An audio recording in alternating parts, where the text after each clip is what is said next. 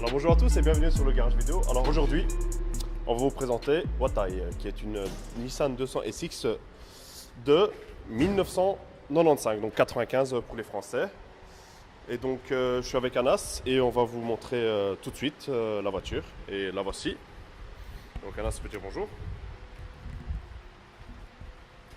Et donc voilà, parle-nous un peu de la voiture, la bête.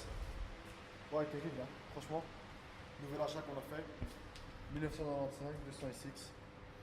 Belge. 2.4 cylindres. 197 chevaux. Top. Intérieur cuir. C'est chauffant. Franchement. Pas mal, franchement pas mal. Franchement. Et Je pense que j'ai un peu, c'est. Bon, design, franchement, il est terrible. Non?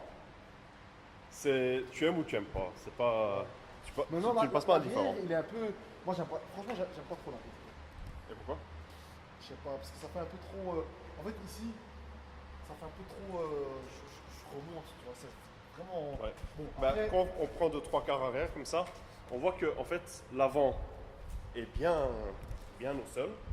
Ici l'arrière, le cul il remonte un peu au niveau du pare-choc. ouais, tu vois ici. Ouais. Après, tu peux comprendre, parce que tu me dis, j'ai une voiture.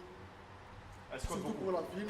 Non, c'est vrai pour la ville, tu vois, si tu as une voiture qui est trop basse, pour la ville, tu prends un Dodane, tu prends des lignes poules, tu grattes directement tout, c'est pas bien parce que tu as une voiture neuve comme ça, tu plies le châssis, vraiment tu peux tout. Donc, je peux comprendre un petit peu. Maintenant, voilà, c'est un compromis qu'il faut faire, mais franchement, l'avant, les gars, l'avant, oh là. un petit air de R33. Donc pour la R33, pour ceux qui ne savent pas, c'est la Skyline. Donc, donc Nissan avait une gamme au-dessus, enfin deux gammes au-dessus, et c'est la Nissan Skyline, et il y avait la R33, c'était la troisième génération, quatrième génération de Skyline. Et en fait, ils avaient deux, GTST et GTR. La GTR, c'était vraiment la version radicale, GTST, c'est la version propulsion. Et en fait, ça, c'est vraiment presque copier-coller, un petit peu modifié, tu vois, c'est genre Jacques est parti à l'école, non, c'est pas un bon exemple. Jacques est parti à l'école. Voilà, Jacques mange une pomme, et puis tu changes, tu dis ouais, la pomme a été mangée par Jacques. Donc voilà, c'est la même chose, tu vois, t'as compris ça. Bref, franchement, terrible. Avec les clignotants, tu vois quand tu mets les clignotants ici, quand t'as la lumière qui s'allume, il faut le montrer là. Ouais, l'éveil aussi. Donc, on aurait cru que ceci c'était les clignotants, et ben non, ils sont là les clignotants. Donc, je suis avec la caméra, voilà. Et donc, à l'ancienne, hein. À l'ancienne, franchement. Franchement, la voiture de 1995. Tu peux peut-être éteindre parce que La voiture, caméra n'aime pas trop la lumière. elle a 23 ans. Ouais, 23 ans. Ouais. Et franchement, super bien optionné. Tu peux voir que c'est un cœur. Franchement, des sièges cuir. Regarde, je suis rentré dedans. Luxe. Sièges cuir. Chauffant. Franchement, et ça fonctionne. Hein. Viens voir, monte-là. Ça fonctionne. Hein. Les deux fonctionnent. Hein. T'imagines? Des rétros qui sont réglables électroniquement. Électroniquement. Franchement. On dit électrique généralement. Pas grave. Et franchement, On a un peu le tableau de bord. top. Tableau de bord, franchement, ça me rappelle la Nissan Almera Ouais. qu'on avait dans le 98. Mais classique, tu veux savoir voilà, tu veux savoir si ta voiture est chauffe, elle est là. Tu veux savoir si ta l'essence, elle est là. Bon, on en a encore un petit On mettra une petite photo de l'Almera peu. Ouais, en dédicace. en flash. Mais franchement, tout ce qu'on a avec la radio d'origine, hein. Franchement, on a une radio Nissan d'origine. Et regardez ce qui se passe quand je vais allumer la radio. Vas-y, montre-leur comment ça se passe. Ouais, m'appuie. Hop. Ouais, c'est très 90s, hein, donc 90s, 80s, c'est l'époque. Hein. Ouais. Les années Et, 80 les années 90. sinon, vitre électrique aussi. Non, franchement, luxe, avec la ceinture qui se rabat. Bah, elle est full option en fait, en soi. Ouais, les full options, juste ce qui lui Le manque, cross control. c'était le C'est ça, cross control. c'est ça. Mais bon, voilà, cross Est-ce qu'elle control. vient avec un tour Pas la S14, la S15, ouais. Mais le cross control qui manque. Bon, voilà, le cross control, c'est vraiment celui qui chipote. Ah, mais bon, 1995, voilà. Mis à part ça, franchement, il y a deux places en avant qui sont nickel.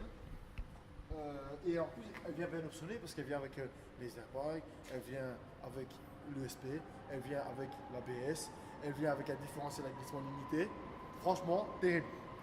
Et en plus ici, donc à l'arrière, on a deux places, deux vraies places pour des personnes qui font pas plus d'1m70. Ou Et pour les encore Japonais, voilà. Ça, ouais, parce que les Japonais, c'est des forts en ça. Bah bon. Mis à part ça, franchement, nickel. Là, moi, ce que j'aime bien vraiment ici par rapport aux portes, c'est que J'allais en il n'y a, parler. y a pas de monture. Ça le Donc, coupait. donc franchement, ça, c'est terrible. Bon, le seul désavantage, c'est quand Ah, t'as c'est des gens qui font ça. Ah, mais t'es fait, le fais pas. Hein. Ouais, pas le faire, mais Montre-le. c'est quand il y a des gens qui viennent et qui font ah, franchement, ta voiture, elle est super belle. Et ils ferment avec la vitre. Oh purée. Ça, je peux pas. Donc, on ferme la porte. Quand on a une voiture qui n'a pas de Montant. montant, on ferme via la porte. Pourquoi? Parce que si on va commencer à frapper, à fermer une fois, deux fois, trois fois, après la vitre va commencer à bouger. Bouger, Elle va taper du elle va tomber et après il faudra tout changer. Bon voilà.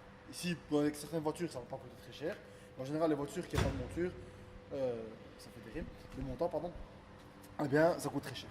Enfin bon, mis à part ça, vraiment.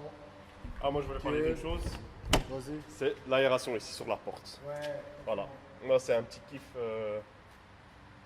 Voilà. Au lieu d'être généralement à cet endroit-là, eh ben, ils l'ont mis sur la porte directement et donc vous voyez la connexion. Voilà une petite touche qui change. Ouais, bien sûr. Oh, franchement, frein, disque avant, frein, disque arrière. Et à l'avant, c'est un étrier fixe à 4 pistons quand même. Hein. Donc ça rigole pas. Bon freinage, franchement, pour l'âge de la voiture. Bon, c'est possible. Hop. Et maintenant, on va parler du Graal. Je vais pousser le Graal. Et donc le SR20 DET. Donc le 4 cylindres double embarquement en tête turbo en propulsion et avec un intercooleur. Ouais. Et donc voilà, c'est un moteur 16 valves produit ici dans cette version là 147 kW. Ouais. Bon, ce qui est souvent, c'est qu'il y a quand même un mini radiateur, tu vois. Le radiateur, il est tout fin. C'est vrai. Ouais, enfin, c'est chouette. Bon, on voit bien que c'est vraiment très japonais, hein, un moteur vraiment poussé à l'arrière. Je sais pas si tu as déjà vu la. Bon, ça peut rien voir, mais la M5 E34. Donc la E34, c'est des années 80 aussi. Bon, c'est juste avant celle-là. Mais quand tu vois, c'est un 6 cylindres en ligne. Hein. Mais le 6 cylindres, il commence vraiment après les cieux. Donc le 6 Il est en cylindres, il termine porte-à-faux ici. avant. Ouais. Donc il termine là. Hein. Franchement, j'étais là et ça c'est pas possible. Une voiture comme ça. Donc vraiment au niveau de la balance, c'est terrible. Ici on voit bien, et c'est typique chez les Japonais, que le moteur il est bien poussé le plus à arrière possible. Pour essayer de gagner le plus de rapport poids-puissance. Et ainsi, tout simplement, gagner en stabilité, gagner en rigidité, gagner en puissance. Voilà. Et aussi, c'est plus agréable pour nous d'avoir un moteur qui est plus à l'arrière. Comme ça, on peut mettre un peu plus de composants devant et ainsi gagner de l'espace si c'est plus facile à travailler dessus.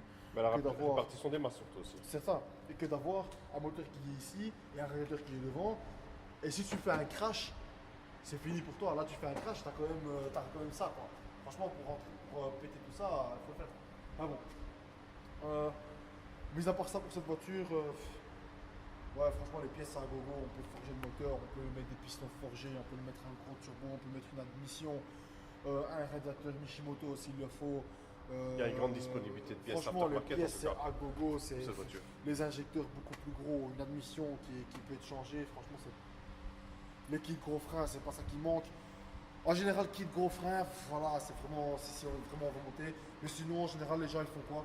Ils mettent des freins de Nissan 300 Z32 ou des Mais Mercedes. c'est juste à l'arrière parce qu'à l'avant c'est déjà des 4 Ouais, c'est pistons. ça. Ou pour l'arrière, ou bien ils mettent des freinages de Merco classe S. Voilà. Ça dépend un petit peu au choix, au À la poids. Frankenstein. Voilà, ça dépend si on se dit, ouais, moi j'ai envie d'être vraiment le classique, avoir tout d'origine et vraiment très. Ou bien on est vraiment en mode aftermarket à gogo et on commence à chipoter un petit peu à droite à gauche au niveau des pièces. Mais franchement, moi Je vais faire encore un petit tour avec la voiture, enfin autour de la voiture. Et je crois que c'est le temps de faire un petit tour avec, non? Ouais, moi je pense aussi. Hein. Voilà. Une belle gentille, c'est tout ça. Ah bah tiens, il y a une ampoule qui est foutue.